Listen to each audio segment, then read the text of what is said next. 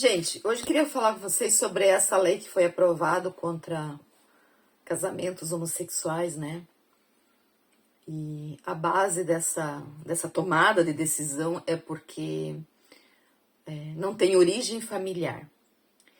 Esse discurso conservador, ele traz muitas vezes o sexo apenas como reprodução.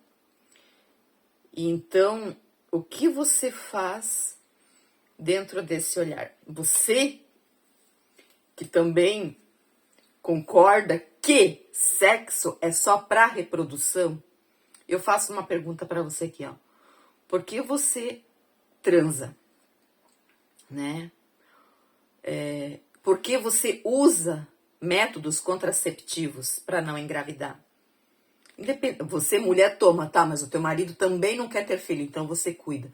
E vocês têm esse olhar de que sexo é só para reprodução, porque casais homossexuais não podem produzir uma família. Tá, então por que você tá transando se você não quer ter filho, se é só para produção? O sexo é só para produção de constituição de família. Ah, Lene, mas eu casei, eu constituí uma família. Tá, beleza, mas se você não quer ter filho, então você não transa.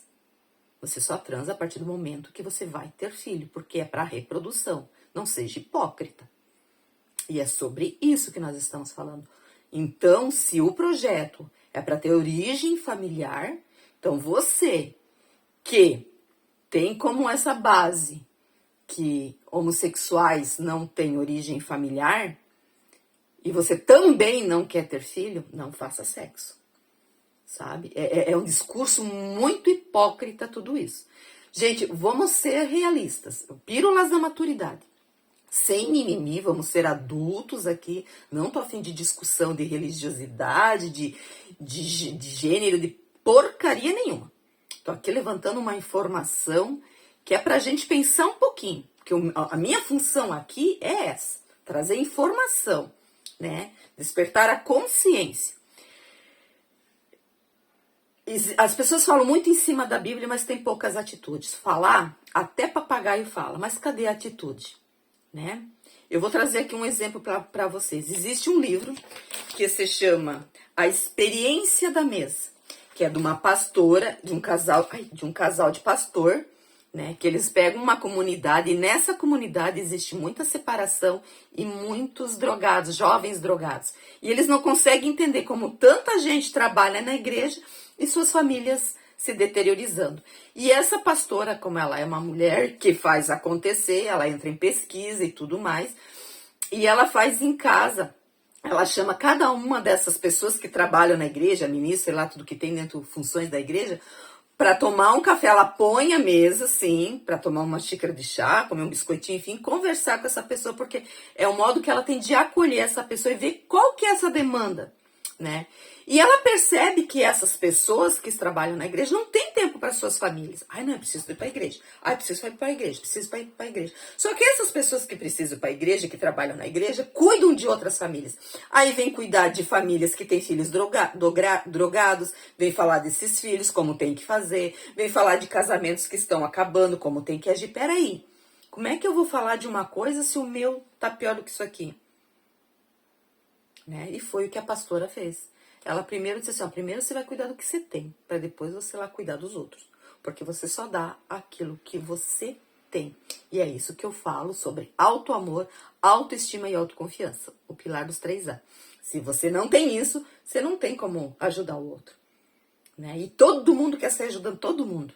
Ser salvador de todo mundo, né? Olha a necessidade de eu ajudar. O quanto, né, eu preciso disso. Mas o foco agora não é esse. O foco é sobre esse dilema desse projeto sendo aprovado. E aí ela pega esse povo e diz, ó, primeiro você cuida do que você tem, para depois você vai lá e falar do outro, né? Para você poder ter moral para falar. E aí eu vejo, gente, quanto aqui eu tenho, é porque é um pastor, mas eu não vou ficar no pastor. Tem padre, tem tudo. A gente sabe da própria igreja católica quanto de pedofilia tem aí. Nossa Senhora, vocês não fazem ideia do que eu, como terapeuta, já escutei de homens que vieram de colégios internos, onde era para estudar para padre, e foram abusados, né? E, enfim, é uma loucura, né? O quanto que se prega bonito, né? E por trás onde ninguém vê, eu faço as coisas. Tem um ditado que diz assim: quem você é quando ninguém tá vendo? Quem você é quando ninguém tá vendo? Porque aqui, quando estão me vendo, eu sou a linda, maravilhosa. Fora disso, quem eu sou? Né? E é sobre isso. Então, é uma inteligência muito pequena você usar o teu poder, né, para querer cuidar da vida dos outros. Cuide do que você tem, né? Olhe para você. E a gente, quando tá nesse lugar, eu acho que não é nem quando a gente tá nesse lugar aqui como terapeuta, como pastor, como igreja, como qualquer coisa. Eu acho que como ser humano, a gente tem que olhar e ver a demanda do outro e não entrar em julgamento. Que era o que Jesus fazia. Jesus tinha religião? Não. Jesus só pregava. E ele não julgava se tu era homossexual, se tu era puta, o que tu era. Ele só pregava. E as pessoas seguiam ele. Porque ele tinha o quê? Amor. Ele não julgava. E é sobre isso. Quanto que a gente entra aqui em julgamento, porque eu não gosto de homossexual, vou botar uma lei então, porque daí acaba com tudo. Quanto pessoal tá sendo isso? E é sobre isso, gente. Então, eu volto a falar como é difícil falar sobre sexo, né?